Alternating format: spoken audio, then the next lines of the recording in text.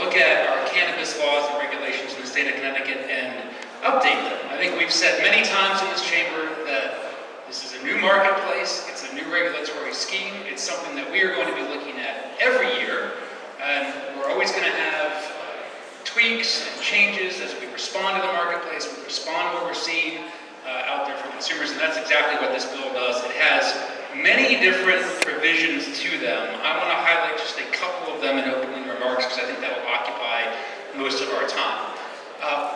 One thing that this amendment does, and again, this was a tremendous bipartisan effort, there's support for this on both sides of the chamber here.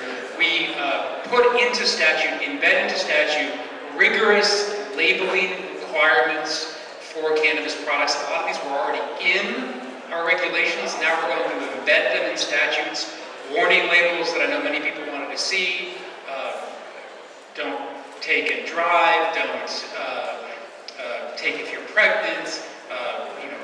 Be careful the amounts you're taking. Very rigorous labeling requirements with respect to the cannabis that we sell in our regulated dispensaries. Probably the most significant piece of this, and I know that some of you have been contacted on this, has to do with the products that we're seeing that contain THC that are being sold outside of our regulated dispensaries.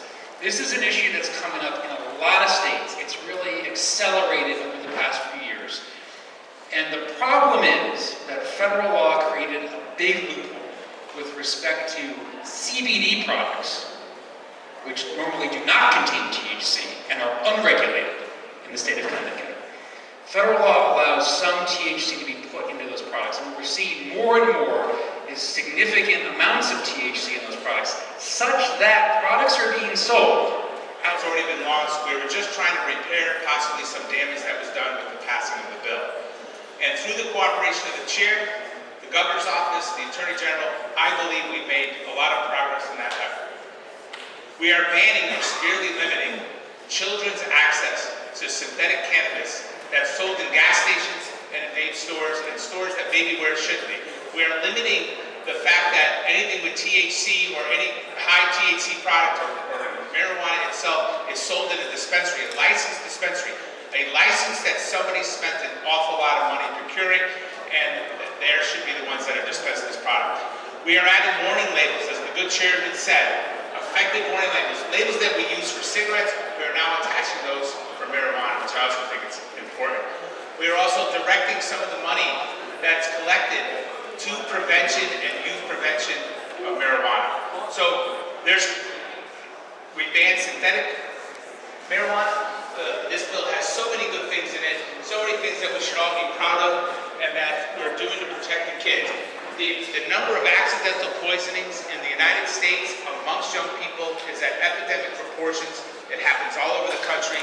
They knowingly or unknowingly get a container or some sort of THC product that is so high in THC that they end up in the emergency room or contacting the Poison Control Center. So I'm proud of the work that the General Law Committee did. I probably should go on a lot longer about the bill. I want to let my colleagues know that this is a good bill, a bill that I think contributes, etc. So now we say, okay, anything over 1 milligram per serving THC or 5 milligrams per package has to be sold in the dispensaries, is cannabis, is definitionally cannabis, and therefore must be sold with all the regulatory strictures that we require.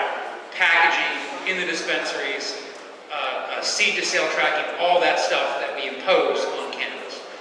Below that, to be fair, under that 1 milligram per serving, like a THC-infused CBD product, we will still allow in CBD stores. I'll be very candid here.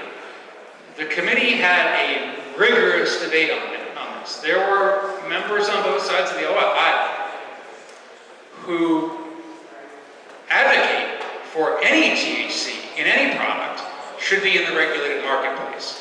We've tried to strike a little bit of a balance here. I think it's fair warning to anybody who sells a THC-infused product outside of our regulated marketplace that we may come back to this in the future. But for now, that's what we're doing. 3. Representative Cheeseman. Thank you, and through you, Mr. Speaker, and I may not have read the bill properly. changes to how much a package can contain in terms of a total amount of THC? Because I believe the concern might have been, you know, one gummy is fine if you eat 8, particularly where we're exposing children. Obviously, that's a dangerous amount. Were there any changes with regard to that through you, Mr. Speaker? Representative D'Agostino.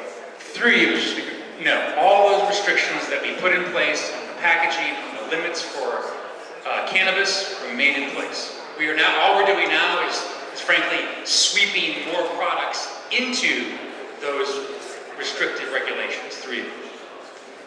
Representative Teasman.